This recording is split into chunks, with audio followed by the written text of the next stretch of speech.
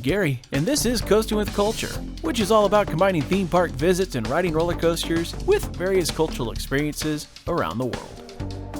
After spending a great weekend with the Buzz Bars Coaster Club at Carowinds for Stumble 325, this East Coast journey begins heading back toward the Mid-Atlantic after a couple of stops in the mountains and foothills of North Carolina for a new mountain coaster and a look at a historic racetrack. From there, there's a few more coasters to ride in Virginia, including some surprise carnival credits, before spending an evening with a friend in Pennsylvania. As this East Coast trip comes to its conclusion, there's one final park to visit before heading back to Washington Dulles Airport for the flight back home to the Pacific Northwest. The original plan for the day after the conclusion of Stumble 325 was to visit the two operating mountain coasters in North Carolina, going first to Highlands Outpost by Scaly Mountain, and then Wilderness Run Alpine Coaster in Banner Elk, located near Sugar Mountain. From there, I'd start heading north toward Philadelphia to cover as much of the 600 plus miles of driving to Funland of Fredericksburg and Sesame Place as I could before stopping for the night. But as I was about to go to bed, the night between Stumble days, I wanted to confirm the operating hours of the two mountain coasters and saw that Highlands Outpost wouldn't be open on Mondays that point of the year. So that really wouldn't go very well trying to get their mountain coaster. No longer having that option, I decided to go to the Wilderness Run Alpine Coaster first, then try to get to Northern Virginia that evening, as my friend Rick told me about a couple of carnivals that were being held in his neck of the woods, both of which had coasters to ride. As I looked into the operating schedules of a few parks, this change also created the chance to hit another park with a pair of coasters that had been added since my last visit. It also worked well for my plan to go to Sesame Place in the afternoon, as they weren't open until 4, and since I only had 2 coasters I needed, I was okay with making a short visit to the park so I could do both of them the same day, and that would lead to the final stop of the trip. Although I'd not been since 2010, Six Flags America is the park of the chain that I've had the most experience with, given its relatively close proximity to where I lived in North Carolina. What was interesting about this visit is that the 2 coasters I had not yet ridden were both relocated from Six Flags Great America, with those relocations coming before I made my first visit to that park back in 2018. But for now, there was a trek through North Carolina and Virginia to enjoy.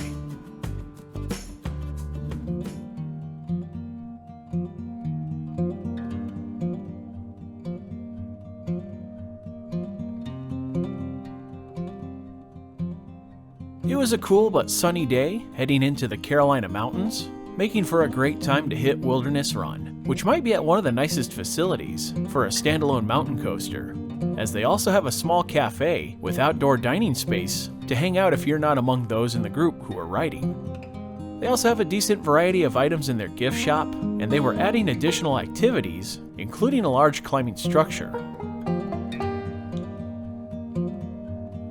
The coaster is a lot of fun, as it really takes advantage of the trees to enhance the speed of the ride. It has a few bank drops that add to the thrills. After obtaining the new credit, there was a bit of a drive until getting to the next coaster, so it made sense to stop for some food, especially for a personal favorite that originated in North Carolina. Keeping with the Tar Heel State connection, I decided to have a beverage from the state with my meal. It's been a hot minute since I've had some cheer wine. I'm gonna go ahead and give it another try.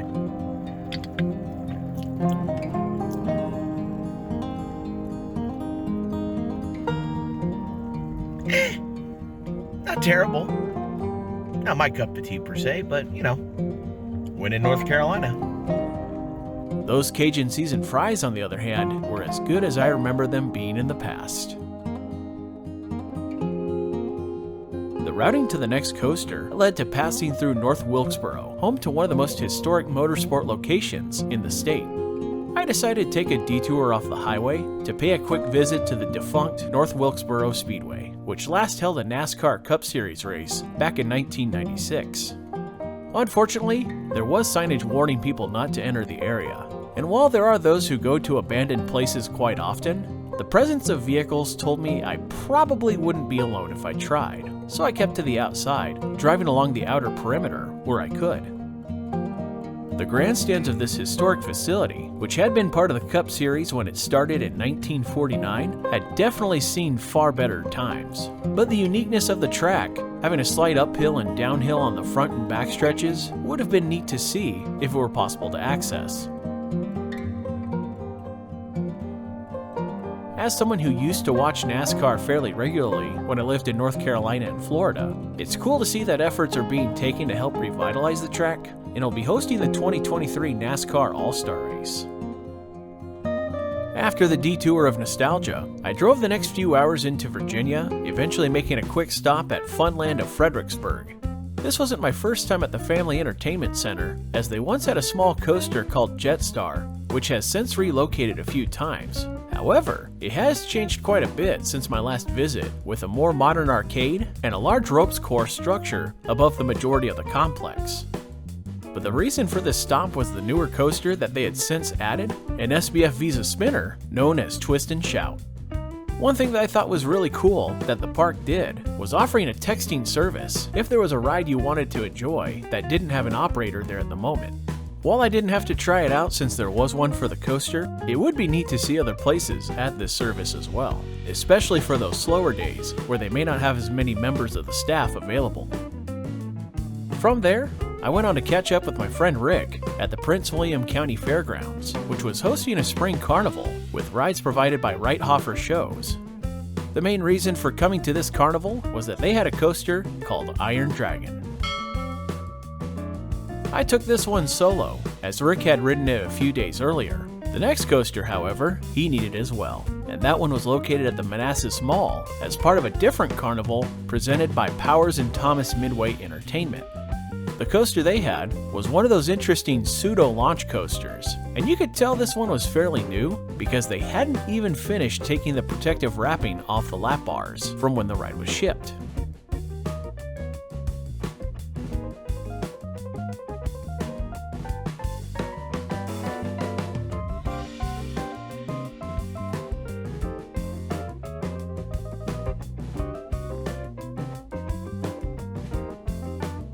As a cap to the night, Rick and I enjoyed some delightful deep-fried Oreos, as one does when at a carnival.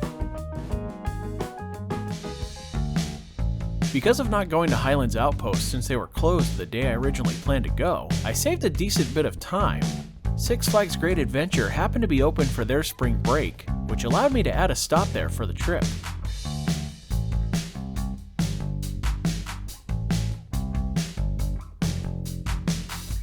So because I'm still planning on going to Sesame Place today, my first mission is to get the two coasters that I need in the park, and then we'll see where we go from there before heading over to Sesame Place. The great news, I can see one of them right there. While I had this plan in mind, the first thing I saw after that wasn't really giving me a lot of confidence. One of the coasters I needed was their S&S 4D Free Spin, Joker. And just as I suspected, the dreaded Sign of Doom was at the ride's entrance.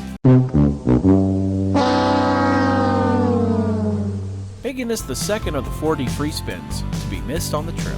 Nobody in the station. It's not looking too good for this one today, so might have to come back. So with one potential option not looking very good, that left the other coaster I had yet to ride, which was their fairly new RMC Raptor Track coaster, Jersey Devil. Up to this point, my only experience with the model was Stunt Pilot at Silverwood, so I was very curious to see how this one compared to it. While the ride took a bit longer to get going for the day, it did eventually get through testing and open up. The first ride was fun, but it didn't quite live up to the hype that I had been hearing from others about it. But as it started warming up, it did give better rides later in the day, with some really solid airtime. I'd still say I prefer Stunt Pilot, but this was still an excellent ride from the folks at RMC.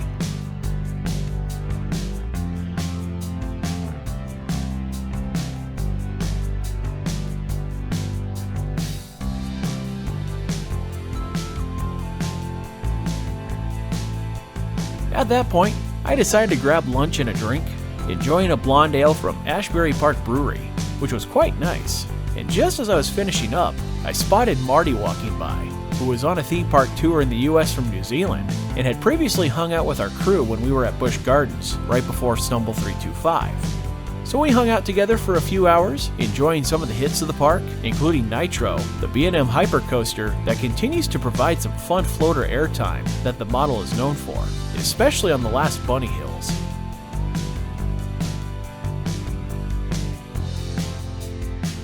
We also took a lap on El Toro, which didn't quite feel as intense as it used to.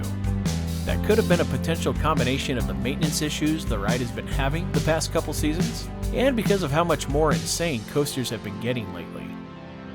Hopefully the ride will get the maintenance it needs, and make a comeback in the following seasons. Before continuing on, we took a lap on Kingda. Being at the top of the tower is still pretty surreal when the realization of being that high up hits you, and I will always enjoy the experience of going back down the other side.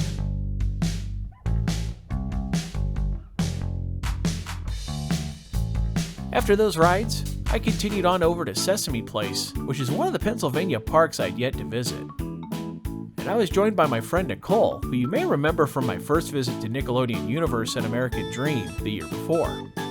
Sesame Place has 2 coasters, one of which I was really looking forward to trying out, and that was the Gravity Group family wooden coaster, Oscar's Wacky Taxi. Having ridden Wooden Warrior at Quasi Amusement Park, I felt this coaster had the potential to be a nice surprise, like its Connecticut cousin, and this really looked like it had that potential. Unfortunately, I wouldn't get to find out, as the ride was closed for the day. This led to a slightly sad Gary, although not entirely unexpected, as the ride does tend to have some strange operations. Yeah, Oscar pretty much told me to do that today, because his ride isn't open. Yeah, you is the queen. On the bright side though, there was another coaster which was open in Vapor Trail, a Vekoma Junior coaster that offers a bit of a unique layout when compared to the vast majority of Vekoma Juniors out there, as this one's really all about the lower helices. It would have been neat if they could have taken advantage of the terrain below a bit more, but it's still a coaster that the youngsters can enjoy before they take a ride on the larger Wacky Taxi, if it's open. We also took some time to stroll around the park, taking in some of the theming, which was actually pretty neat to see as a former kid who watched his share of Sesame Street. There appear to be some interactive elements as well, although this one featuring Oscar's trash can didn't seem to be working, much like the coaster with his name. Walking around the park also left me asking a few questions. So we got Hooper's store here, and as Nicole will show you, it's not an actual store. Then over on this side of the park, we have Mr. Hooper's Food Market, and it connects to one of the main souvenir stores of the park. So why didn't they take the moment to think, why don't we make Hooper's store the gift shop? And there's another question that's just been puzzling me today. So this emblem seems to suggest that this is the Cookie Monster truck. However, since when has the Cookie Monster ever been associated with empanadas?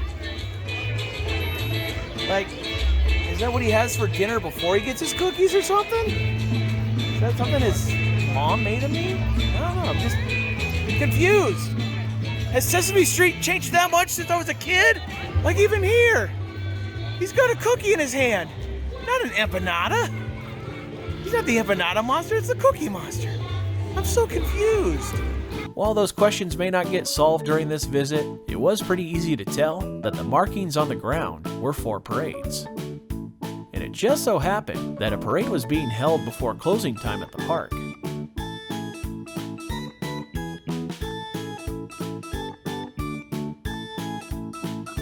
This parade had a number of popular characters from the show taking part in the festivities, whether walking along or riding aboard one of several floats with twinkling lights that really stood out in the day's twilight.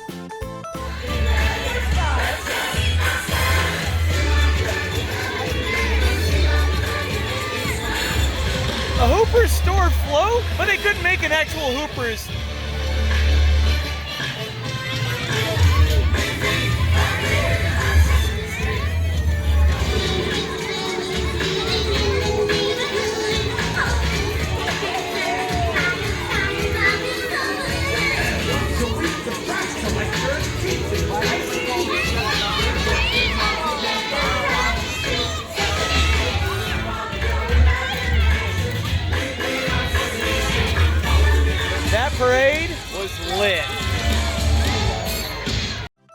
wrap up this visit, we took one last lap on Vapor Trail, since it was right by the entrance.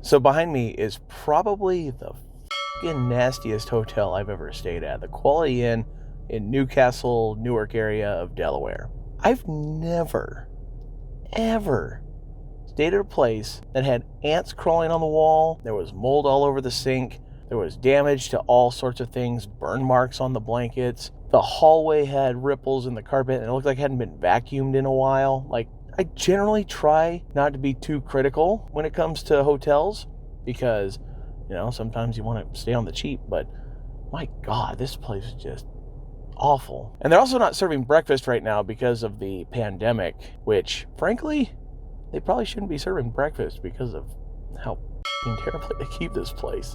Maybe they'll fix some of the issues because they're doing renovations to the place, but if you find yourself staying around Newcastle and Delaware, avoid this place like the plague.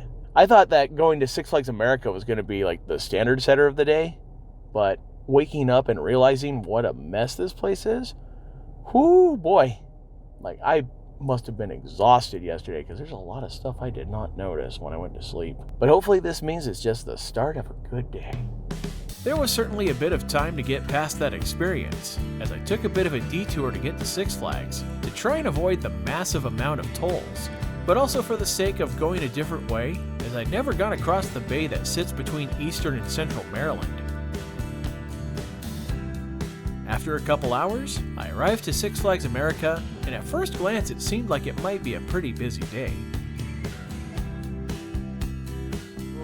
So same plan as yesterday, try to get the 2 credits I need first, and then see what else I can squeak in before I go catch my flight home. To make that plan happen, I first went to the Mardi Gras area for a ride on Ragin' Cajun, a Reverchon spinning mouse coaster, which certainly did not fail in that department. In fact, it actually excelled in its spinning.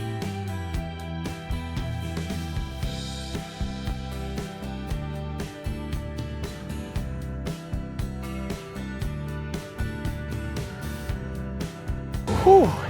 I don't think I need alcohol to help me with the spinning on that one. Holy smokes.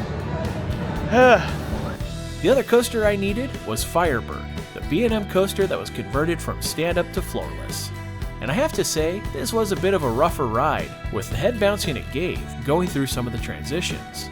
Not exactly a great ride, but at least it did mean I was able to get both coasters I needed in the park.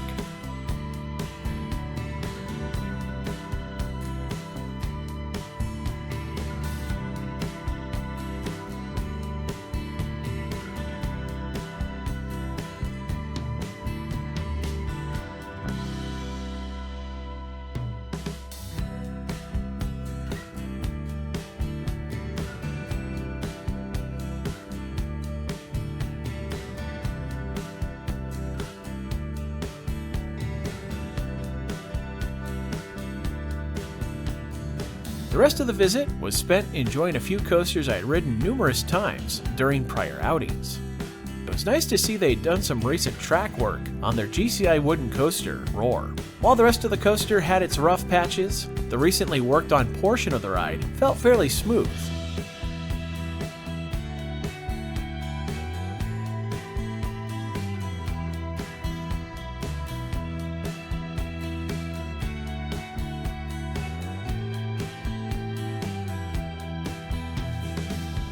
I also enjoyed a lap on their premier launching coaster, Joker's Jinx, which remains a fun ride with a solid launch, and Superman Ride of Steel, an intimate hypercoaster that has a couple decent airtime hills, but also a few segments of straight track that feels like lost potential for some more interesting elements.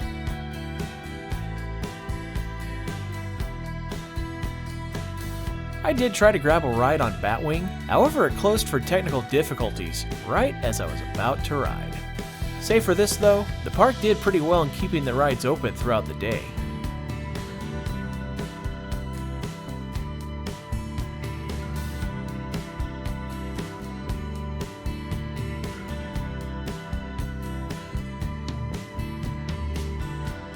Eventually though, it was time to head back to the airport and prepare to return home. Considering the experience of getting over to the East Coast, I was hopeful this return would be far less eventful, which it fortunately was.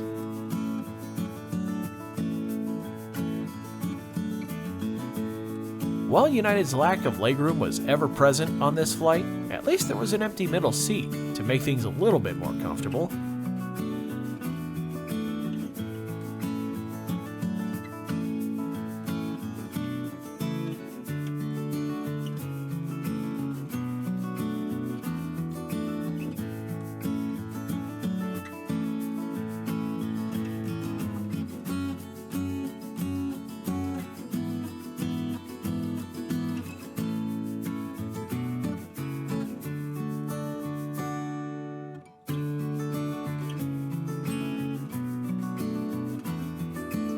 While the Pacific Northwest was in its usual cloudy state, there were some openings to be able to take in the sights of the Cascades and downtown Seattle on the final approach.